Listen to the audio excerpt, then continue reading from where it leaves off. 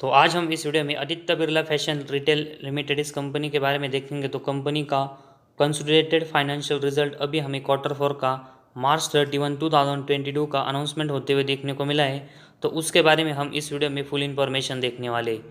तो सबसे पहले हम इस क्वार्टर रिजल्ट में कंपनी का revenue from operation plus other income को मिलाकर देखेंगे तो जो टोटल इनकम होता है उसके बारे में हम इन्फॉर्मेशन देखते हैं। तो Q4 में आदित्य बिरला का जो हमें यहाँ पर टोटल इनकम देखने को मिल रहा है वो 2309 करोड़ का देखने को मिल रहा है, जो कि अगर हम इसका कंपैरिजन Q3 से करके देखेंगे तो उस समय कंपनी का टोटल इनकम हमें 3011 करोड़ का देखने को मिला था। तो क्वार्टरली बेसिस अगर हम देखेंगे तो कंपनी का जो टोटल इनकम है उसमें हमें Q3 के कंपेरेटिवली Q4 में यहाँ पर गिरावट देखने को मिली है। वही इसी के साथ ही में अगर हम पिछले साल के Q4 में देखेंगे तो कंपनी का जो टोटल इनकम है वो हमें 1839 करोड़ का देखने को मिला था। तो उसके कंपेरेटिवली अगर हम देखेंगे तो कंपनी का जो टोटल इनकम है वो हमें बढ़कर 2300 करोड़ के ऊपर जाते हुए देखने को मिला है।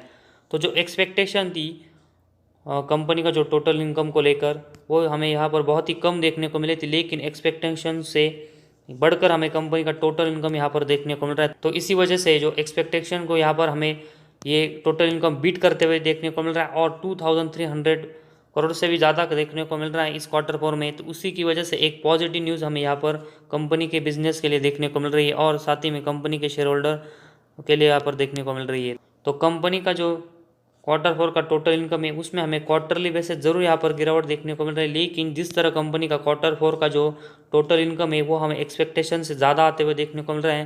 तो ये कंपनी के लिए एक पॉजिटिव चीज़ यहाँ पर देखने को मिल रही है।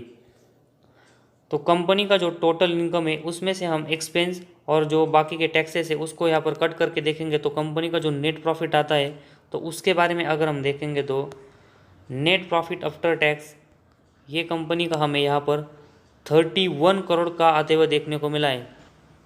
तो एक्सपेक्टेशन अगर हम नेट प्रॉफिट की इस Q4 में देखेंगे तो कंपनी का जो नेट प्रॉफिट है वो लॉस में जाने की थी, लेकिन उसके कंपेरेटिवली अगर हम देखेंगे तो कंपनी का नेट प्रॉफिट हमें +31 करोड़ का देखने को मिल रहा है, जो कि एक बहुत ही बढ़िया और शानदार चीज़ है।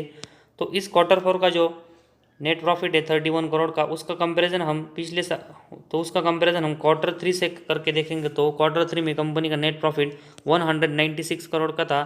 तो क्वार्टरली बेसिस अगर हम देखेंगे तो कंपनी के नेट प्रॉफिट में हमें गिरावट होते हुए देखने को मिली है, लेकिन अगर हम पिछले साल के Q4 में देखेंगे तो कंपनी का जो नेट प्रॉफिट का सेक्शन है उसमें हमें कंपनी 195 करोड़ का लॉस करते हुए देखने को मिली थी। और एक्सपेक्टेशन अगर हम तो उसके कंपेरेटिवली अगर हम एक्सपेक्टेशन देखेंगे तो इस Q4 में वो कंपनी लॉस की थी, लेकिन जो कंपनी के जो एक्सपेक्टेशन है उसके बढ़कर कंपनी हमें इस Q4 में नेट प्रॉफिट है वो प्लस में लाते हुए देखने को मिली है। और एयरबेस में कंपनी का जो परफॉर्मेंस है नेट प्रॉफिट का उसमें हमें जो शानदार ग्रोथ देखने को मिल रही है। तो इसी की वजह से कंपनी के लिए यहाँ से एक अच्छी बात हमें यहाँ देखने को मिल रही है। और जिस तरह एयरबेस में कंपनी के जो परफॉर्मेंस है नेट प्रॉफिट में इंप्रूव होते हुए देखने को मिल रहे हैं, तो उसी की वजह से कंपनी के शेयर में हमें एक अच्छी तेज़ी यहाँ से देखने को मिल सकती है और कंपनी का शेयर हमें जल्दी 300 रुपीज़ को यहाँ पर टच करते हुए देखने को मिल सकता है, जिस तरह कंपनी की जो परफॉर्मेंस है एक्सपेक्टेशन से बढ़कर हमें आते हुए देखने को मिले।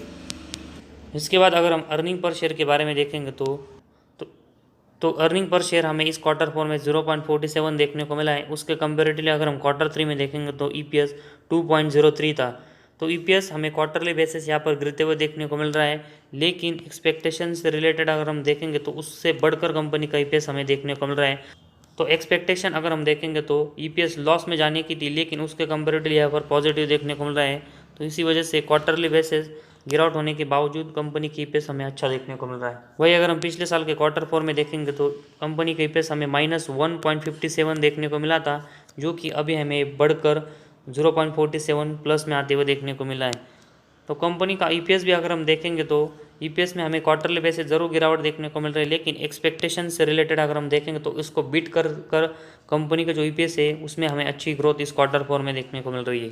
तो इस Q4 में अगर हम देखेंगे तो जो एक्सपेक्टेशन थी उससे बढ़कर हमें कंपनी के जो परफॉर्मेंस है टोटल इनकम, नेट प्रॉफिट और EPS है इन तीनों में इस Q4 में देखने को मिल रहा है। और इसी की वजह से कंपनी के शेयर होल्डर के लिए और कंपनी के बिजनेस के लिए हमें यह शानदार न्यूज़ देखने को मिल रही है और इसी की वजह से कंपनी के शेयर में हमें यहाँ से एक अच्छी तेज़ी देखने को मिल सकती है। तो आज हमारे इस वीडियो में बस इतना ही। अगर आपको हमारा वीडियो पसंद आया तो इस चैनल को ज़रूर सब्सक्राइब कीजिए।